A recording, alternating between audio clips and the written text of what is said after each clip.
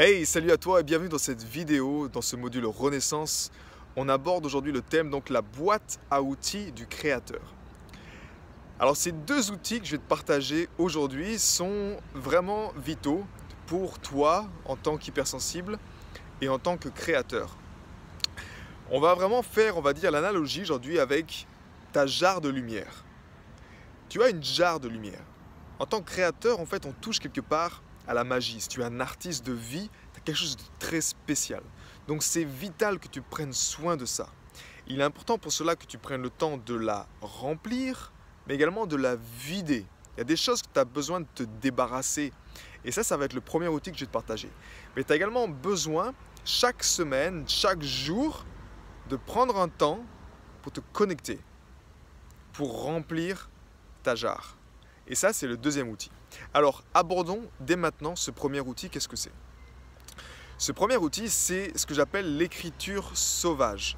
L'écriture sauvage, qu'est-ce que c'est concrètement? C'est 3 pages, un stylo et écrire tout ce qui te passe par la tête. C'est quelque part vider son sac. Ça peut être des pensées, tout ce qui te passe par la tête. Il n'y a pas de bonnes choses, de mauvaises choses. C'est vraiment chaque jour prendre 3 feuilles, ok, et écrire. Laisser la créativité faire le job. La plupart du temps, peut-être c'est ton mental qui va te dire, si tu as du mal à écrire la page, ben c'est écrire, j'ai du mal à écrire cette putain de page. C'est vraiment laisser quelque part, avec un langage un peu moins soutenu, c'est un peu dégueuler le mental. Si tu as une créativité, si tu as envie de faire des choses, la seule chose qui t'en empêche, c'est ton mental, c'est ces petites voix en fait, c'est ces choses qui te bloquent. Le simple fait de prendre un papier et de les écrire, de les mettre sur papier, et de dire voilà, j'en ai marre de ça, j'en ai plein le cul, je me sens pas assez, je me sens que je vais pas y arriver, je me sens... Le fait de l'écrire, tu le sors, tu le reconnais sans jugement en fait. C'est juste un exercice extrêmement puissant. Encore une fois, donc, il n'y a pas de... C'est pas pour se juger. Donc ce qui est important ici, c'est de ne pas lire ça.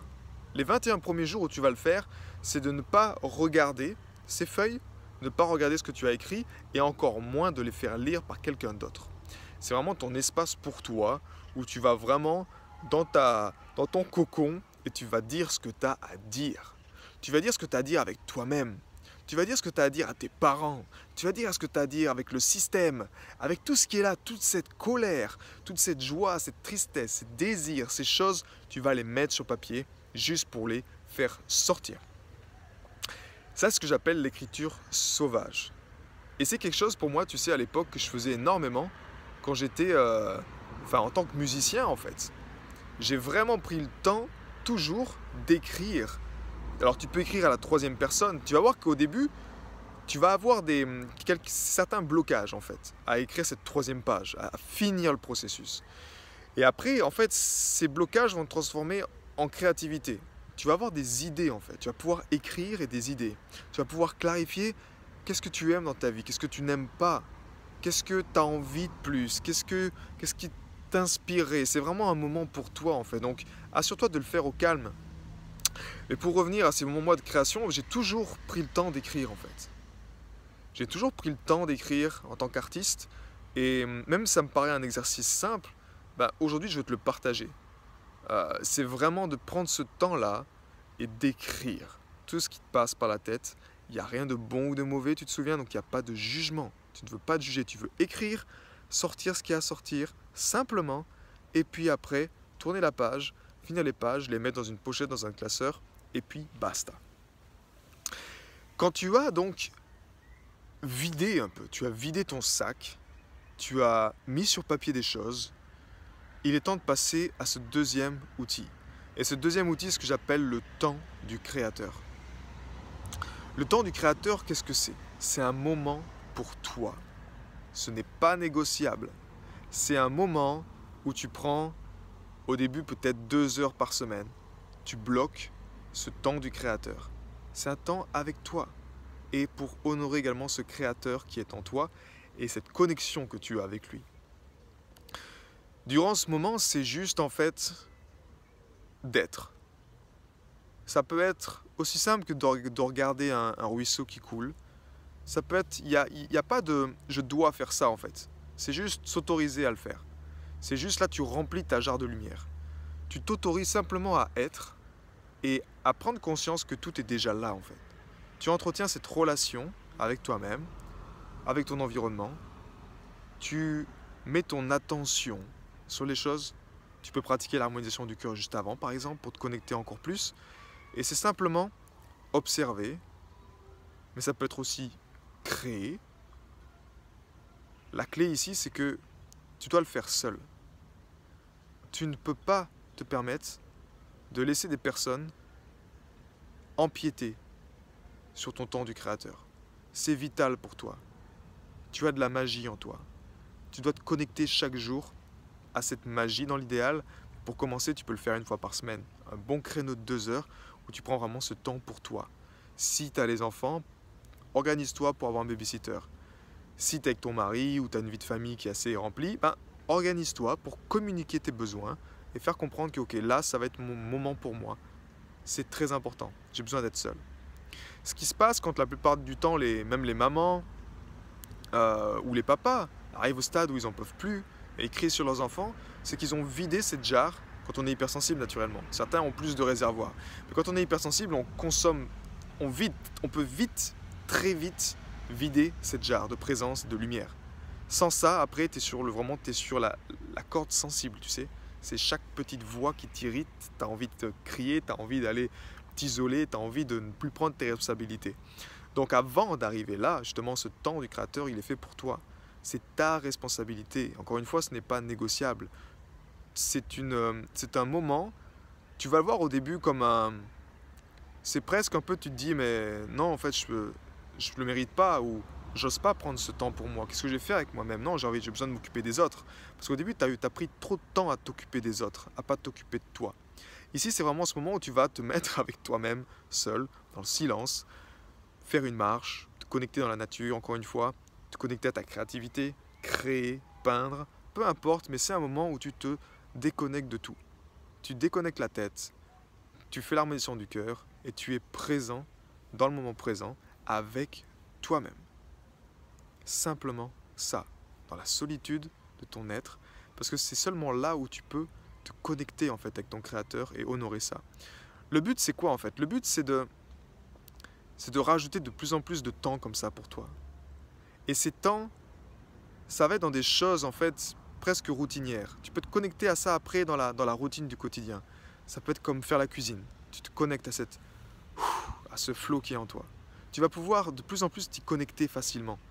Le but c'est ça, c'est que tu prennes au début cette discipline de le faire pour toi, vraiment, de ne pas déroger à la règle, et après, vraiment de retrouver ce moment, cette communion avec le Créateur, de revenir en fait en symbiose avec elle à d'autres moments, et de voir quelles sont ces activités qui te reconnectent avec ça. Ça peut être simplement, je sais pas, pour certaines femmes, faire du tricot, ou ça peut être simplement, je sais pas moi, être avec ton chat, ou après passer du temps avec tes enfants. Ça va être juste un état d'être en fait, un état de communion entre toi et le Créateur. Et c'est à toi après d'être conscient de ça. Tu vois, dans mes créations musicales, toutes mes chansons, je les ai créées en fait. Elles sont venues à moi en fait à chaque fois que je honorais ce temps du Créateur. Je m'en étais pas rendu compte en fait jusqu'à présent, mais c'était... Je te prends un exemple simple, par exemple Abondance. J'étais seul, j'avais ma guitare, j'étais au château de Valère, à Sion, tout seul. Et je me connectais avec mon Créateur. Et je laissais venir ce qui venait. Et j'ai eu ce riff qui m'est venu, après j'écoutais encore, je m'abandonnais dans cette énergie, et j'ai eu la voix « show me the way ». Et c'est venu comme ça. Et je me vois encore poser la musique parce que je m'abandonnais, mais j'avais mon instrument, mon chant, qui est pour moi en fait mon moyen de capter cette symphonie du Créateur et de la mettre dans la matière. Donc dans ces moments-là, je t'encourage également à avoir soit un dictaphone ou ton téléphone pas loin pour enregistrer ce qui vient. Ça peut être des idées parfois. Naturellement, mets-le en mode avion, hein, mais juste avoir ton dictaphone pour te dire, ok, j'ai cette mélodie dans ma tête, ou j'ai ce texte, ou j'ai une idée de peinture, ou j'ai, je sais pas, peu importe. Si tu es seul avec toi-même, c'est là où tu as vraiment ces meilleures idées qui viennent. Tu comprends maintenant la place. Vraiment, tu fais le vide avec ton mental par l'écriture sauvage, et après tu remplis ta jarre par ce temps du créateur. C'est un va-et-vient quotidien comme ça, jusqu'au moment où ce temps du créateur, et quand tu auras vraiment vidé ta jarre, tu seras libéré un peu de toutes ces choses, toutes ces voix dans ta tête, ben, tu vas utiliser aussi cette écriture sauvage pour écrire des choses pour aller de l'avant. Tu vas commencer à te connecter à toi, à tes valeurs, à qui tu es. C'est un moment vital pour toi de prendre ces deux moments-là. Encore un exemple, tu vois, quand j'ai écrit Rebelle, je sortais d'un concert. Le matin, je me suis dit, ok, est-ce que je rentre tout de suite à la maison? Non. J'étais à Champé, en Suisse. J'ai pris ma voiture, je me suis arrêté dans la forêt. J'ai enlevé mes chaussures. J'ai pris ma guitare. Et je suis allé m'asseoir à un endroit magique. Il y avait cette lueur, ce soleil dans la forêt. Il y avait cette souche d'arbres. Je me suis assis ici et c'est là que j'ai commencé à composer Rebelle, cette chanson. La même chose pour Indigo. J'étais seul dans mon chalet. Je me suis mis dans la terrasse à l'extérieur. J'ai pris ma guitare classique. Généralement, je joue sur du acoustique. Et j'ai laissé couler et ce riff m'est venu. Et ça a commencé comme ça. Donc, et plus tu vas honorer ce temps-là, plus tu vas te sentir prêt en fait à chaque fois. Plus tu entretiens cette relation avec le créateur en toi, et plus naturellement tu lui fais signe que ok, je suis prêt en fait. Je suis prêt à recevoir, je suis prêt à t'écouter. Et peut-être dans de nombreux cas en fait, tu fais passer ça en second plan. C'est d'abord ton job, c'est d'abord, je sais pas moi, ta famille, c'est d'abord... Et alors qu'en fait c'est primordial. C'est primordial pour toi. Tu te souviens de l'équation popcorn? Cœur, croissance, contribution. La base, c'est le cœur. Ton cœur, maintenant tu l'as vu également avec les 3 matrices, c'est ta porte, c'est ton pont, c'est ta connexion qui te permet de définir ton cadre dans ta matrice individuelle, mais également de puiser cette information, cette énergie dans la matrice divine.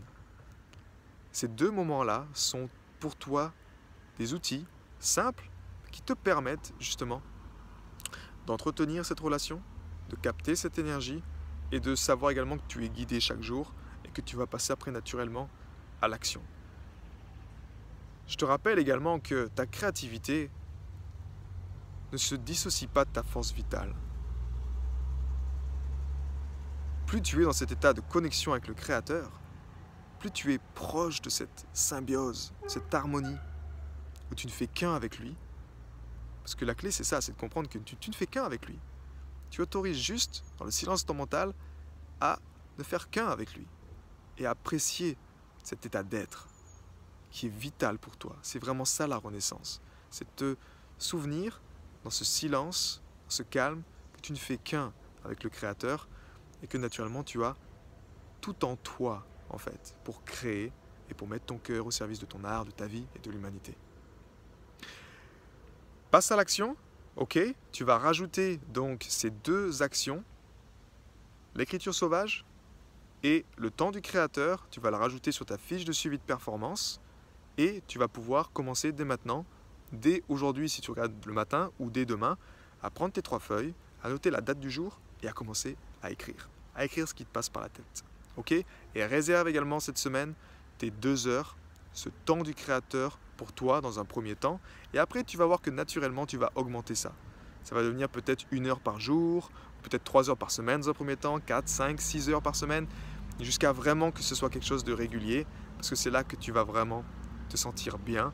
Et en tant qu'hypersensible, en tant qu'artiste, créateur et leader, c'est vital que tu entretiennes cette relation-là. Passe une excellente journée, fin de soirée, matinée, et laisse-moi tes commentaires si tu as des questions justement sur ces 2 pratiques que l'on vient de voir aujourd'hui. Et je te donne rendez-vous dans la prochaine vidéo. A plus, ciao.